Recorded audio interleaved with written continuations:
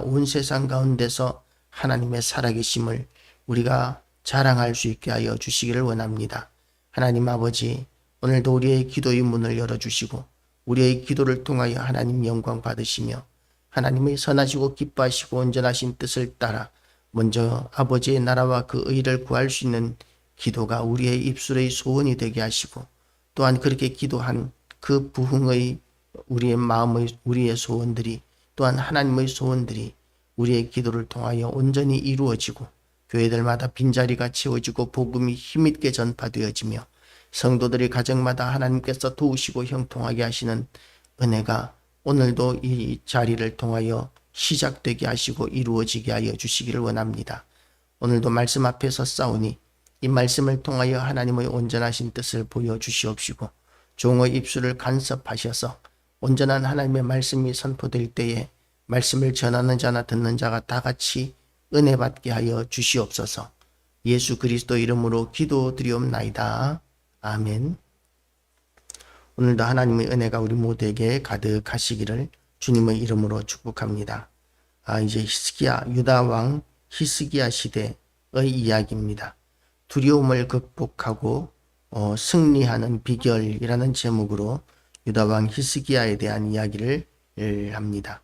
우리가 성경책을 보다가 보면 이제 성경을 잘 읽지 않는 사람들을 놀리는 그런 농담 비슷한 것으로 이제 성경책을 찾을 때, 자, 히스기야서 1장 2절 찾으세요. 히스기야서 찾으세요.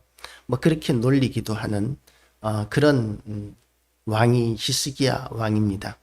히스기야서 어디서 들어본 것 같은데, 그런데 성경에는 없는 성경이죠. 성경을 안 읽는 사람들, 성경을 전혀 이제 읽어보지 않은 사람들은 정말 히스기야서가 어디 있는지 앞에서부터 시작해서 계속 찾는데 히스기야서는 없습니다. 비슷한 히브리서가 있죠. 그렇게 이제 유명한 왕이 지금 히스기야 왕입니다. 유다의 왕 엘라의 아들 제3년에 이스라엘 왕 엘라의 아들 호세아 제3년에 유다 왕 아하스의 아들 히스기야가 왕이 되니, 이스라엘 왕 엘라의 아들 호세아는 이스라엘의 마지막 왕입니다. 이 왕이 등극했을 때에 하나님의 평가는 그 이전 왕과 같이 여호와 앞에서 악하였다 라는 것으로 이제 이 이스라엘 왕 엘라의 아들 호세아에 대한 평가를 성경은 이렇게 하고 있는 것이죠.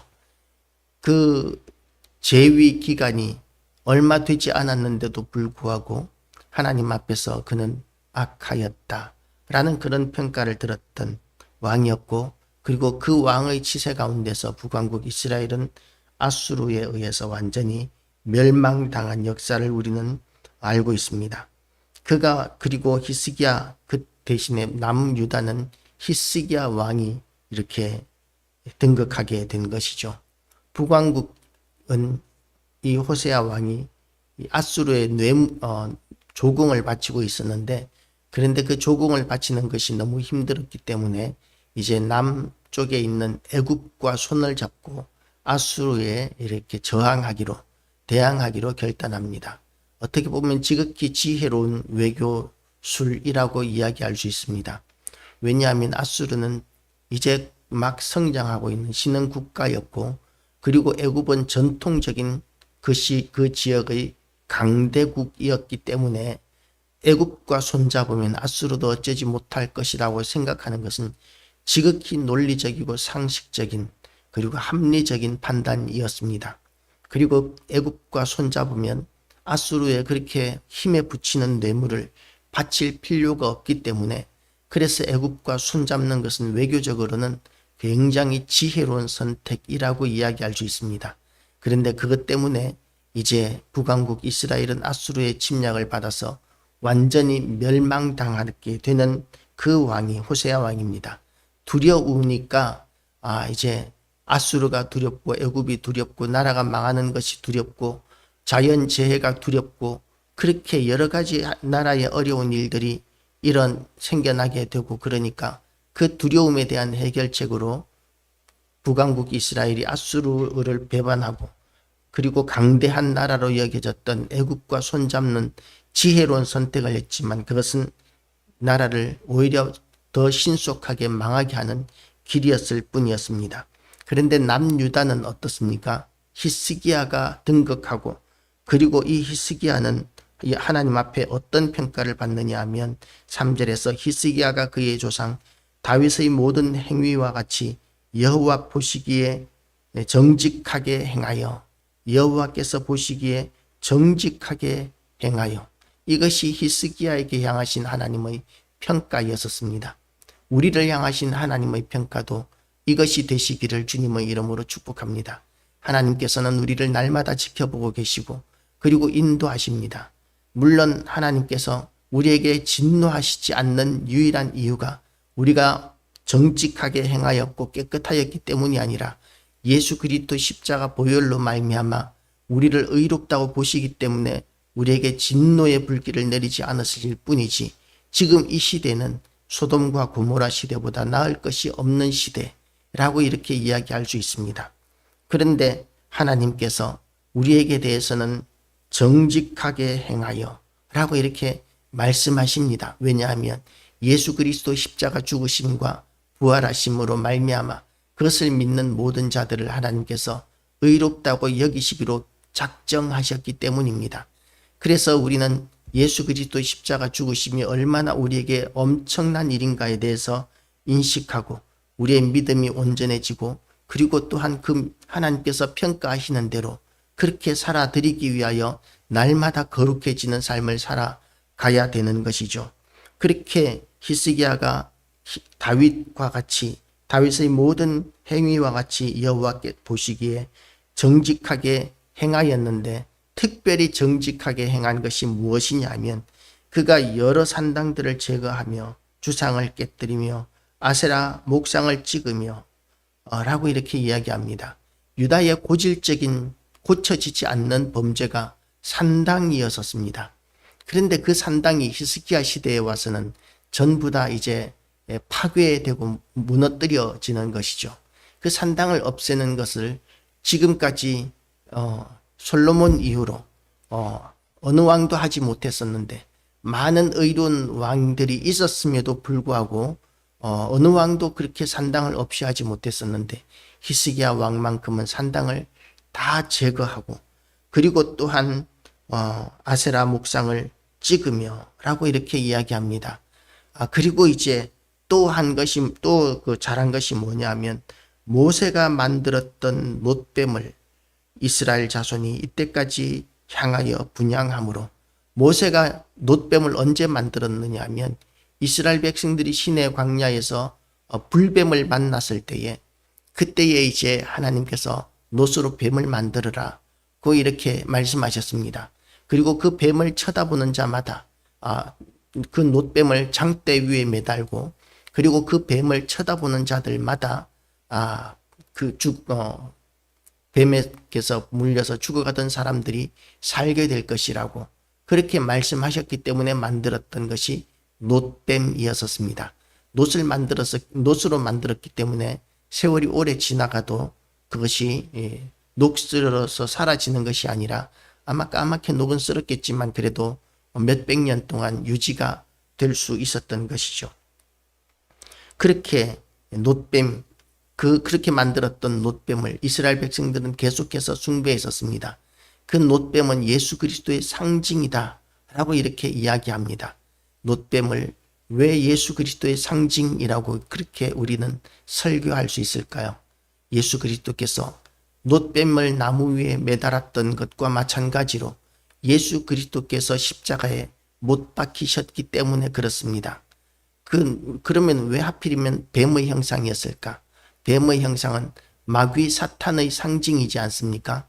그런데 하나님께서 왜 예수님의 형상이 아니라 뱀의 형상을 만들어서 나무 위에 매달으라고 하셨을까에 대해서 어떤 성경 지리학자의 설명을 들어본 적이 있는데 성경 지리학자의 그 설명은 그랬습니다.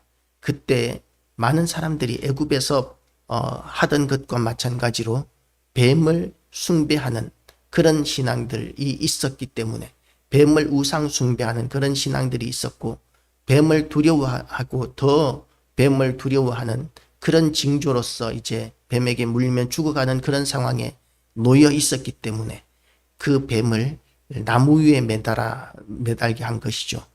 나무 위에 매달린 자마다 여호와께 저주받은 자라고 모세의 율법에 그렇게 기록하고 있습니다.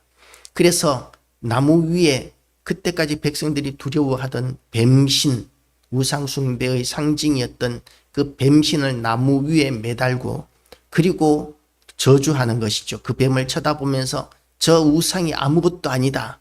나무 위에 매달아 놓고 우리가 저주할 대상이다.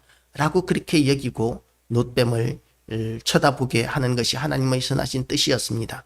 그러면 예수 그리스도의 십자가 죽으심과 어떻게 연결되느냐 하면 예수 그리스도께서 십자가에 못 박히실 때에 예수님께서는 세상의 모든 죄를 짊어지고 십자가 위에 오르셨습니다.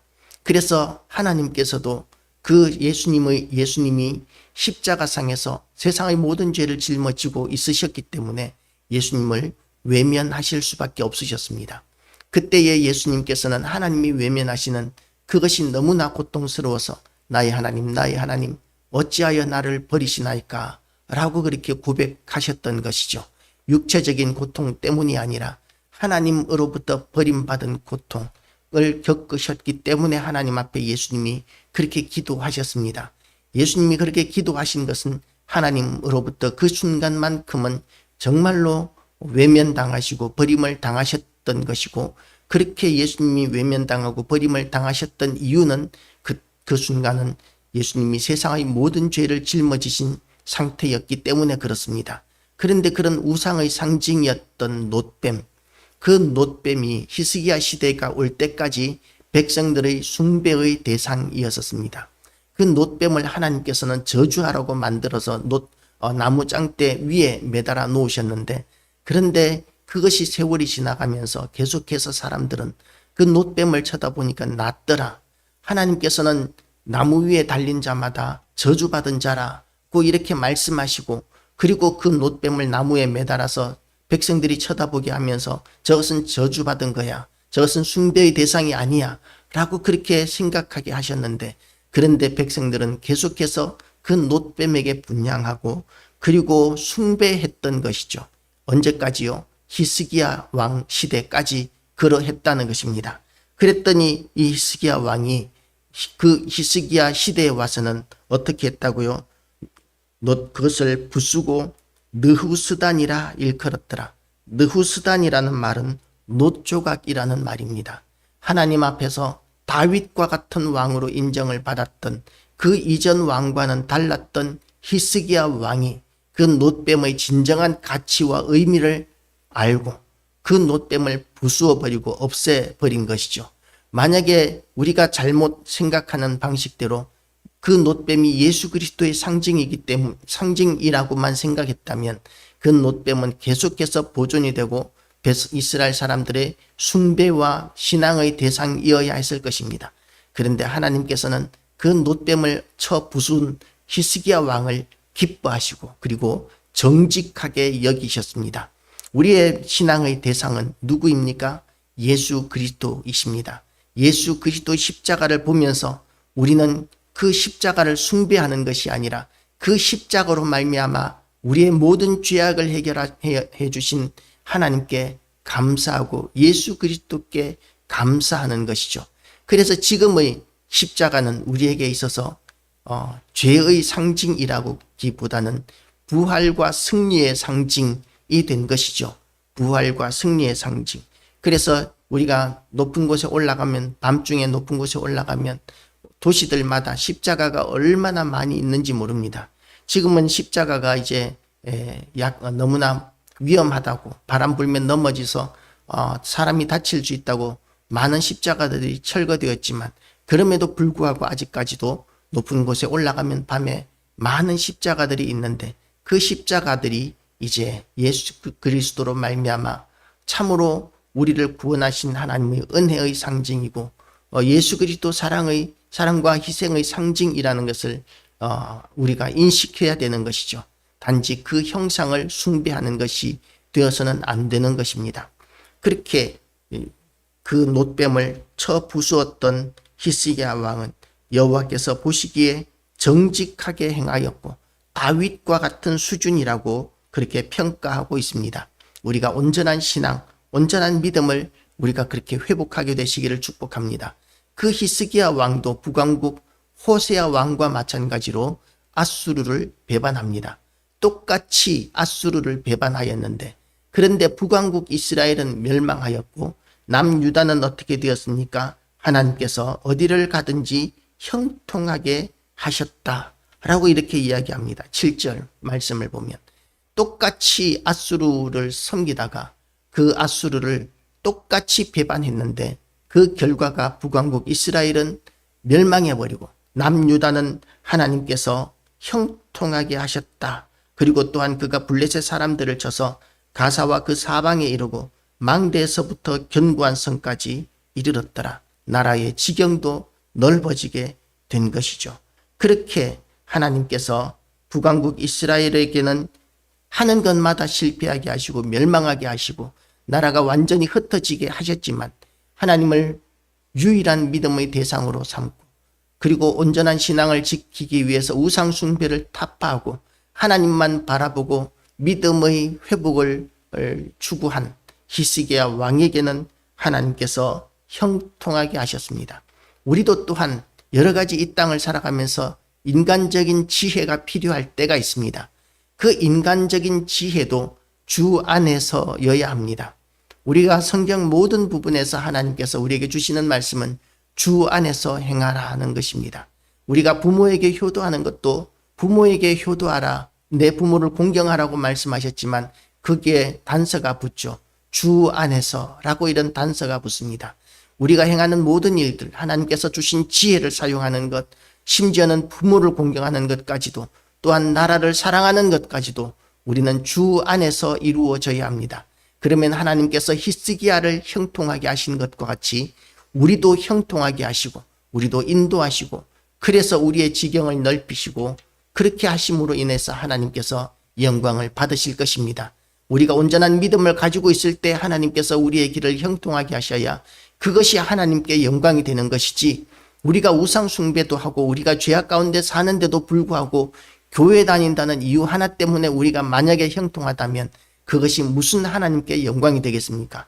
우리가 온전한 믿음, 온전한 신앙을 다시 회복함으로 인해서 하나님께서 마음껏 우리에게 복을 주시고 형통하게 하실 수 있는 그런 거룩 귀한 교회와 성도들 다 되시기를 주님의 이름으로 축복합니다. 기도하시겠습니다. 하나님 아버지, 오늘도 하나님의 은혜가 우리 가운데 가득하여서 우리가 믿음을 붙들고 신앙을 붙들고 말씀을 붙들어서 강하고 담대함으로 이 세상과 이 세상의 죄악과 모든 어둠의 영들과의 싸움에서 승리하게 하여 주시옵시고, 우리의 모든 결단들이 주 안에서, 우리의 행하는 모든 것들이 주 안에서 이루어지게 하여 주시기를 원합니다.